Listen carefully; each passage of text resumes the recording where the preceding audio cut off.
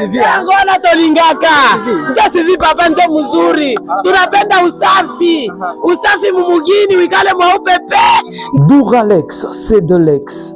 Adage latin qui rappelle que la loi est dure, mais elle demeure d'application.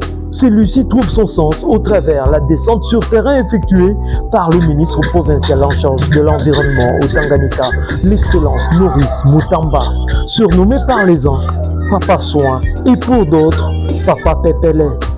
Une descente effectuée dans la matinée du jeudi 15 janvier 2026, où le patron provincial de l'environnement a voulu palper du doigt l'application du Salongo tel que défini par les autorités locales de Kalemi. Un constat plutôt mitigé, qui a eu comme point de départ le marché Sitira, où les vendeuses et vendeurs du dit marché ont été invités à se conformer aux nouvelles injonctions.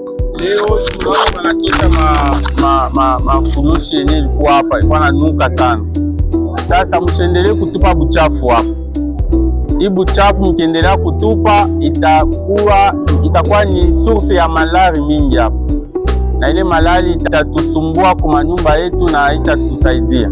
Ndio tunapenda kila mtu akwe na ka saki au ka karton kake kenye atakuwa nakusanyisha buchafu bote anatia muli. Buchafu yenye itakuwa matembele, masombe, surtout ba masombe banakuwa bakilisha masombe banaacha pale. Normalement ukimaliza makazi yako yote, tosha buchafu bwenye ulitumikia, tosha buchafu. Pour faciliter l'évacuation des immondices, le ministère de l'Environnement a mis à leur disposition des engins roulants pour cette fin.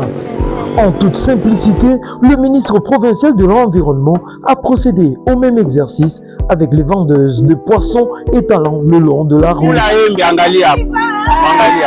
Ukikula embe unatupa mule, ukikula vitika unatupa mule. Hii haina pubele. Na hivi mko kubarabara mnapasha kwa exemplaire. Ba mama benye kwa huku kote. Sinon tutamitosha parce que hii ni servitude ya leta. Ukikuwa na acha buchafu haitatusaidia, sawa? Ceux qui possèdent des boutiques, quincailleries, pharmacies et autres n'ayant pas obtempéré au Salongo ont vu leur établissement être scellé par les agents du parquet. Puis s'en est suivi la deuxième étape où la même opération a été effectuée sur la route menant au marché Kichanga, à la grande satisfaction des riverains qui se sont mis d'accord pour dégager les immondices jetés sur la chaussée. Arrivé au parking Kichanga, un seul mot a suffi pour voir même les motocyclistes s'adonner au ramassage des bouteilles jetées pêle-mêle sur la voie publique. Dans quelques jours, après, tu n'as pas ta magare et ça.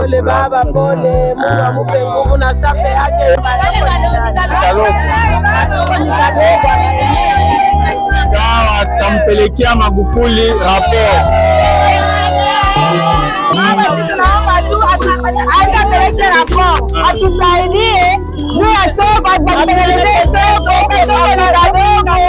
Mambo ya buchafu unaendelea nafasi unasikia bien? Tunasikia buchafu anatangaza tutie site pale, unakula embe, unakula manjano na tupa mule. Tunauliza tunafurahi.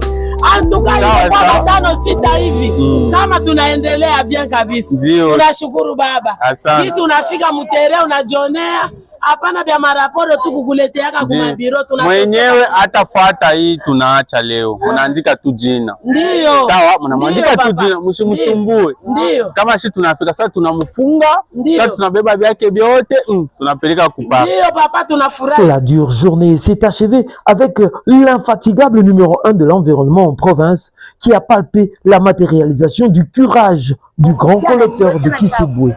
Bon, comme vous le savez, nous avons une mission nous confiée par son Excellence, Monsieur le Gouverneur, celle de faire le suivi des activités des Salongo afin de rendre la ville de Kalemi attrayante et propre.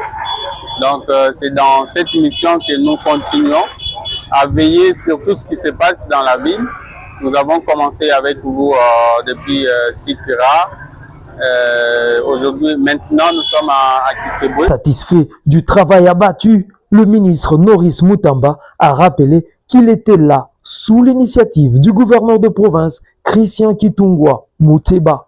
Et de telles descentes seront régulières. L'exécutif en province peut compter sur le dynamisme qu'incarne l'actuel ministre provincial de l'Environnement.